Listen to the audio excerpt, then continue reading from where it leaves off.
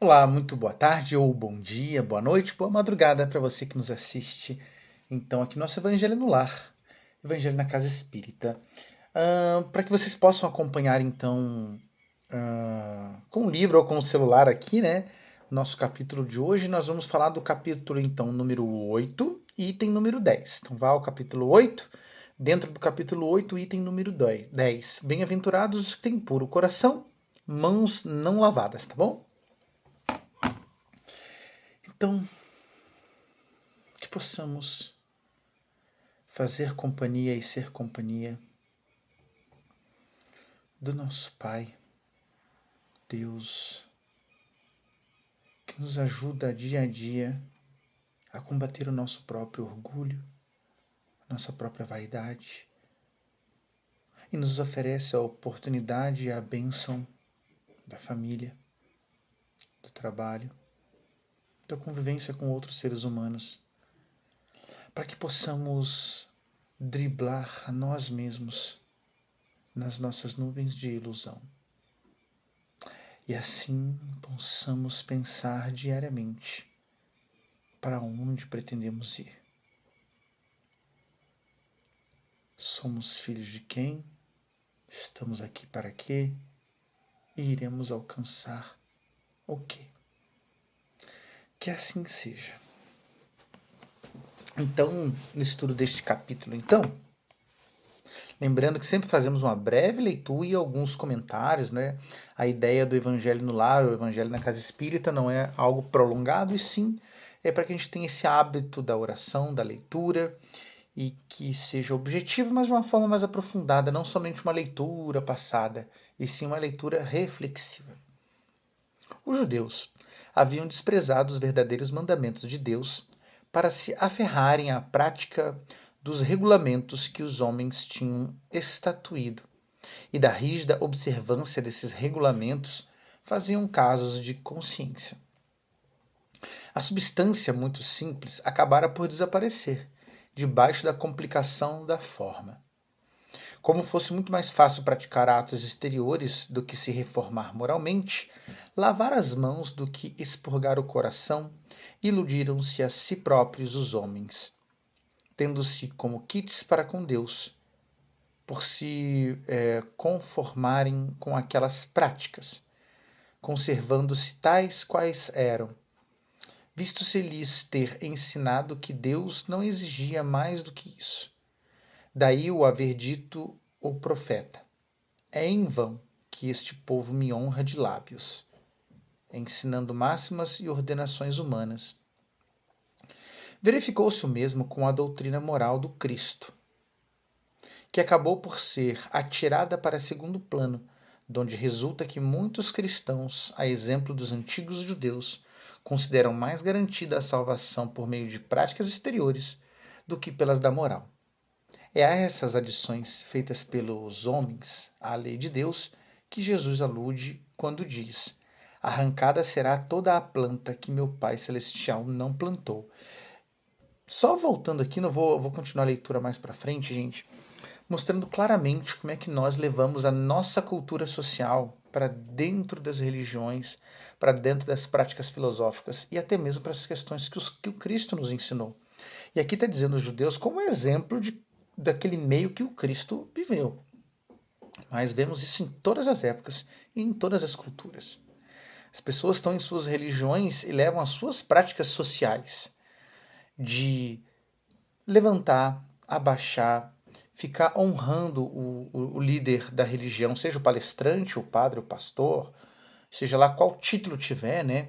Nós criamos coisas exteriores. E eu tenho uma observação com nós espíritas, que nós dizemos que nós não temos isso, mas temos sim, por mais que a maioria dos espíritas não concordem.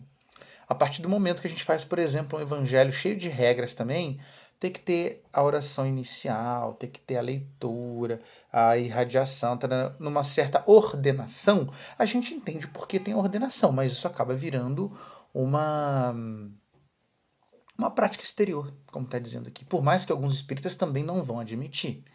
Porque se em algum momento algum de nós esquecer uma parte dessa, ou não fazer em outra ordem, sabe? E alguém pode vir a criticar, mas tem que fazer desse jeito. E o porquê que tem que fazer desse jeito?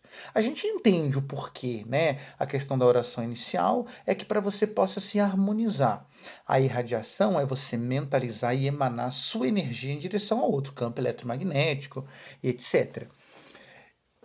Encerrar o trabalho é que para o plano espiritual possa, então, os irmãos que estão sendo atendidos entender que ali se acabou e que ele não pode mais ficar naquele ambiente para não nos acompanhar, para que ele vá acompanhar então os irmãos espirituais que vão caminhar para algum lugar. A gente sabe o porquê, mas na nossa simples ignorância, a gente pular, inverter a ordem, não saber, ou pular ou esquecer alguma questão, você acha que o plano espiritual iria nos punir por isso?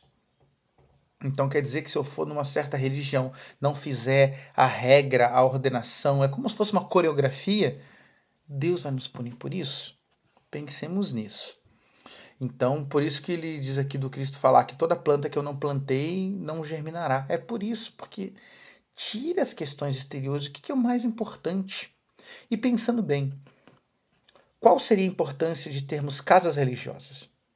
Se nós fôssemos uma humanidade mais conectada com Deus, com a divindade, não precisaríamos ir em nenhuma casa religiosa, porque estaríamos já conectados com Deus. A gente só tem casas religiosas, terreiros, igrejas, casas, templos, porque nós ainda estamos à procura de Deus.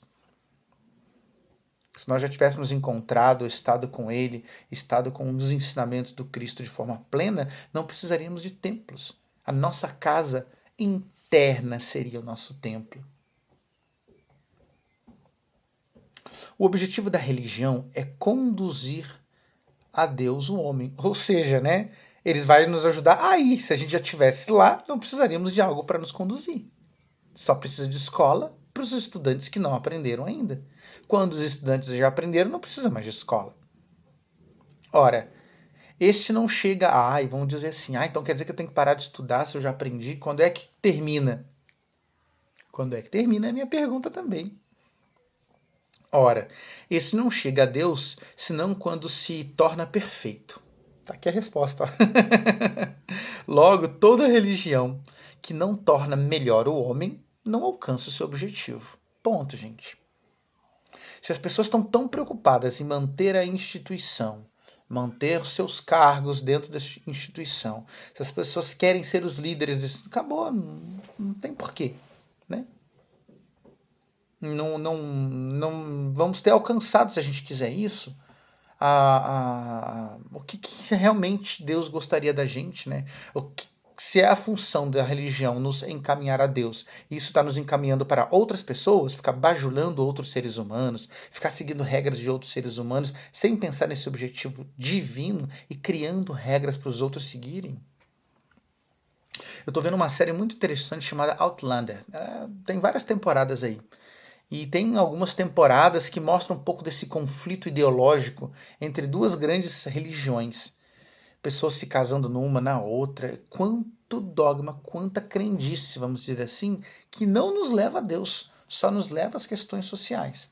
E como ela se passa no século XVIII, né, ou seja, 1700 e pouco, mostra bem a forma de pensamento daquele lugar na década de 50, ou seja, uns 80 anos atrás, e lá no século XIX, ou seja, 200 e poucos anos depois, né? Olha, e comparando com o nosso século XXI agora. Quanto que a gente evoluiu? A gente continua discriminando as pessoas porque, por exemplo, estava nessa série, porque engravidaram antes do casamento, e por que o ato do casamento? Por que o casamento é algo exterior para todo mundo ver? A gente vai no casamento para comer e beber, e é uma satisfação social. Mostrar para todo mundo que a gente assumiu um compromisso com alguém. Por que o compromisso não pode ser somente 2 a 2? Ó, eu tenho um compromisso contigo, você tem comigo. Por que a gente tem que mostrar para todo mundo que a gente tem um compromisso? É um culto exterior. Criticável, observável, por alguns momentos necessário, por outros não.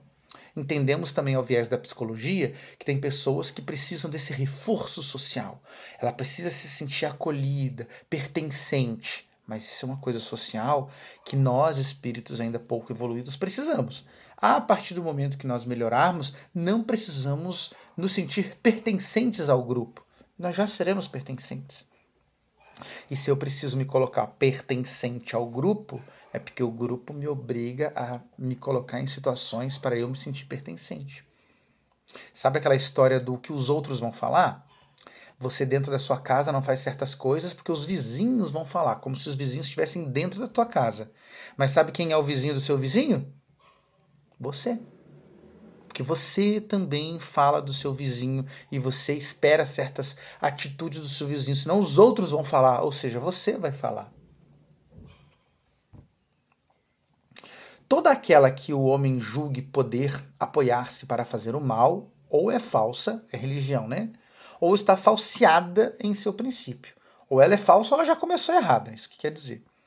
Tal o resultado que dão as que de que a forma sobrevala o fundo. Ou seja, que você tem que seguir as regras e o mais importante não é a essência. Tipo oração. Você fez alguma questão que você se sentiu mal, você quer pedir perdão, quer se sentir. Não, mas se você não fizer de tal jeito, você não será perdoado. O fato de você se arrepender de fazer algo, a sua oração pedindo para te livrar desse mal, que é você se sentir mal com as suas atitudes, esse ato é válido. Só que, vírgula, né? A gente deveria fazer a reparação. Se a gente cometeu o equívoco com alguém, só se arrepender não basta. Deus vai nos perdoar com certeza. O outro vai nos perdoar? Pode ser que sim, pode ser que não. Vai depender da evolução do outro. Mas e reparar aquele mal que a gente fez com a pessoa? É essa a diferença do espiritismo. Que enquanto algumas religiões pregam que não importa os males que você fez, se você se arrepender, você está salvo perante a divindade. Mas e o mal que você cometeu com a outra pessoa? Mesmo você arrependido, o mal não vai ter sido tirado. Como é que você tira aquele mal com a outra pessoa? Reparando de alguma maneira.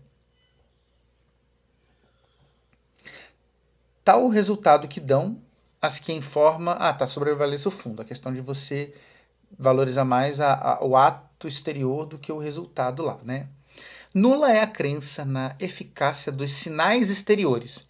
Ou seja, você ficar se punindo, ficar fazendo gestos, ficar pegando amuletos, essas coisas, né?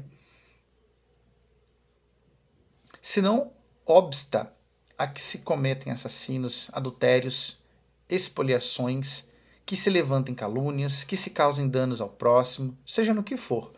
Ou seja, né? Não vai adiantar você fazer gestos exteriores se você assassinou, se você adulterou, se você... Expoliação é roubo, né? Isso é a coisa da guerra lá, que se um país briga com o outro, faz guerra, você pode roubar o outro. Aí não chama de roubo, chama de espólio de guerra. Porque em guerra vale tudo. Aí só troca um nome. Aí troca um nome de roubo. É como aquela brincadeira que tem, que se o pobre vai lá e tira uma coisa de alguém, é roubo. Se o rico tira uma coisa de alguém, é cleptomaníaco. Mais ou menos isso a questão da expoliação. Ou a questão das calúnias, né? A gente tá lá do ladinho do outro e fala, não tem nada para falar. E a gente, você viu fulano? Já acabou, gente. Isso é uma calúnia, né? Semelhantes religiões fazem supersticiosos, ou seja, esse tipo de religião, né, de crença, cria pessoas supersticiosas, cria hipócritas, cria fanáticos. Não cria homens de bem. Não basta se tenham as aparências da pureza. Acima de tudo, é preciso a pureza do coração. De dentro, para que possamos agir. Deus de divina bondade, que possamos pedir a vossa ajuda não somente nas causas de doença na nossa família, mas que possamos pedir a sua ajuda para tirar o nosso egoísmo de cada dia. Quando falamos mal de alguém de cada dia, quando usurpamos ou adulteramos quaisquer questões de alguém de cada dia. Pedimos pelos doentes, mas que esses doentes possam fazer da sua saúde um bem para outras pessoas. Que se recebemos o bem e a bênção da cura, da melhora de uma doença em nós ou de nossos familiares, que quando estivermos recuperados e bem de saúde, possamos realmente mudar as nossas atitudes. Porque o bem que ganhamos nem sempre devolvemos, mas que possamos então plantar o amor, o abraço, o carinho, o respeito, e enterrar o preconceito, o racismo, a maledicência, o julgamento, para que Deus também possa nos bem tratar assim. Para todas as pessoas e as causas que pensemos neste momento, que elas sejam atendidas. As causas humanas, por exemplo, dos nossos irmãos nas penitenciárias, nos hospitais psiquiátricos, os nossos irmãos que não têm trabalho, os nossos irmãos que têm trabalho, mas eles não estão felizes. Além deles, pensarmos nas outras formas de vida deste planeta, dos animais que tanto sofrem nas nossas mãos, por pura covardia nossa ou descaso, pelas plantas, pelas flores que nos dão tanto e não recebem nada em troca. E também pelos minerais que estão presentes em tudo em nós, em tudo no planeta. E quando estamos desidratados, doentes, esses minerais penetram no nosso corpo e nos melhoram, sem ao menos sabermos disso. Que todas as formas de vida tenham vez neste planeta. Que assim seja. Muito obrigado, meus irmãos, por essas reflexões, às vezes um pouquinho apimentadas, né? Mas que essas pimentas sejam as pimentas para nos melhorarmos. Afinal, não estamos aqui para dizer quem está certo e quem está errado. Essas reflexões também me servem, também nos servem. Gratidão.